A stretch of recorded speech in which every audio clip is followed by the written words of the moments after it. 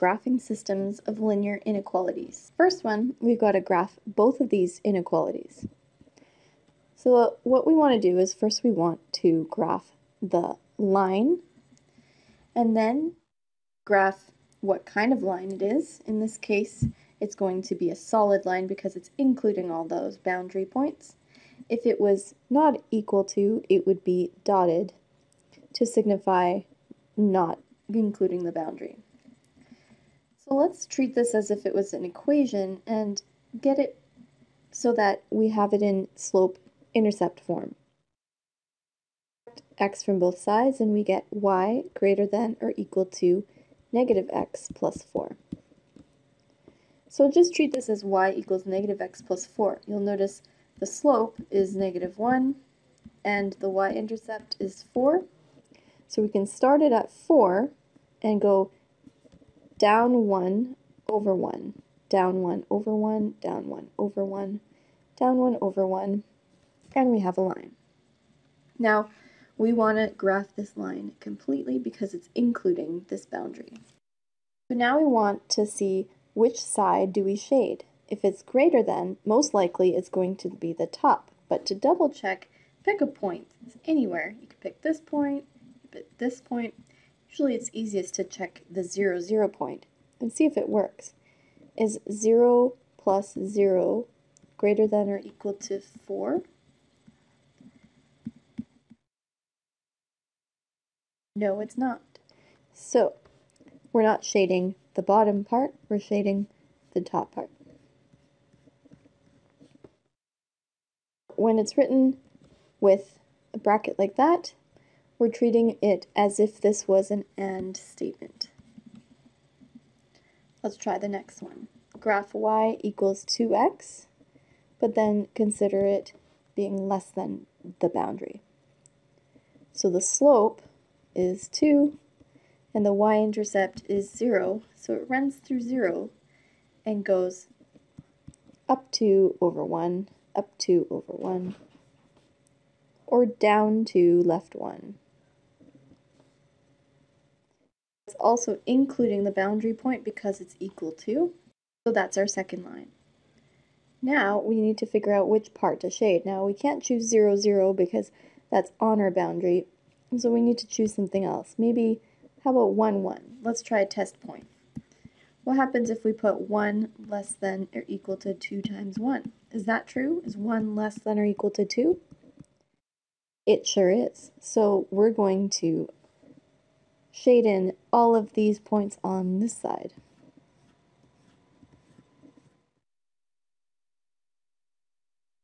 Looking for an AND, we're looking for only the common part. And the common part is only signified by this region here. So this represents all the possible points that work for this example. Let's try another example that has an OR statement. Remember, OR allows both of these to exist, not just the common part. So to graph the first one, you could either plot points or solve it for y. Subtract x from both sides, you get negative x plus 4. Slope is negative 1.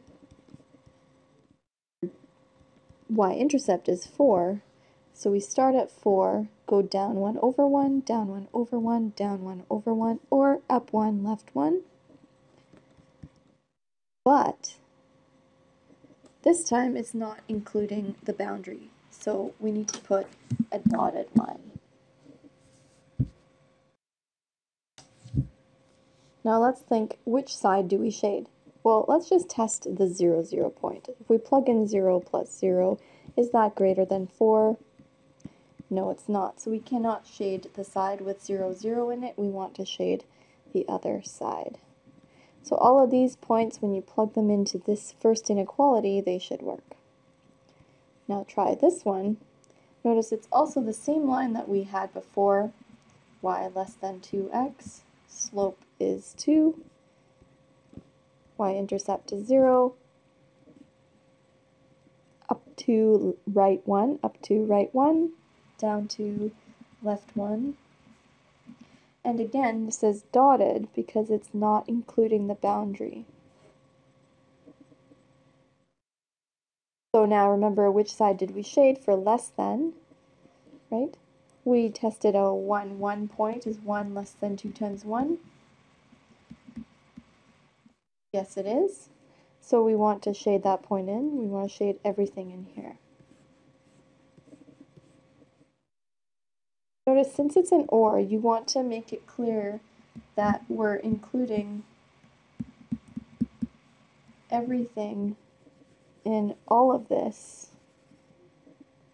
but make sure this line here is dotted. So just make it clear that you're including all of these points, not just the common points. Another example here. So let's graph this first equation. It's already in slope-intercept form, so that's nice and easy to graph. There's our slope, there's our y-intercept. So we start at -2 and travel up 1, right 3, or down 1, left 3.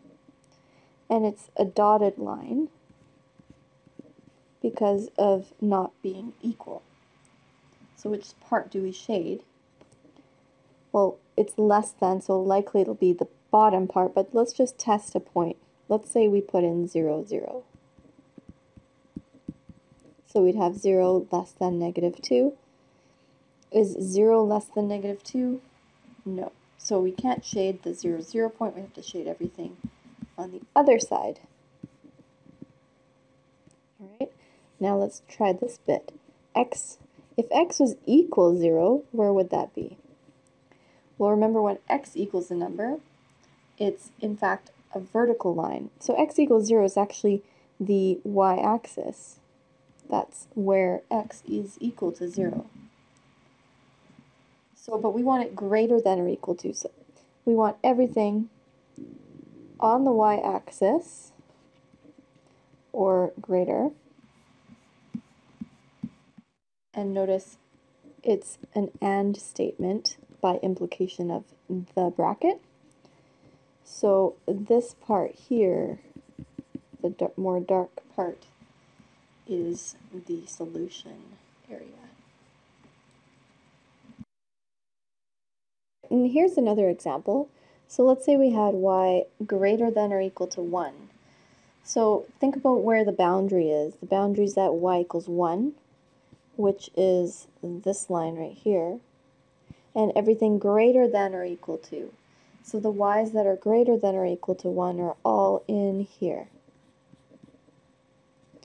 Now let's graph this second bit. We could solve it for y, or we could find points. If we solve it for y, we get 3y less than or equal to -2x plus 6.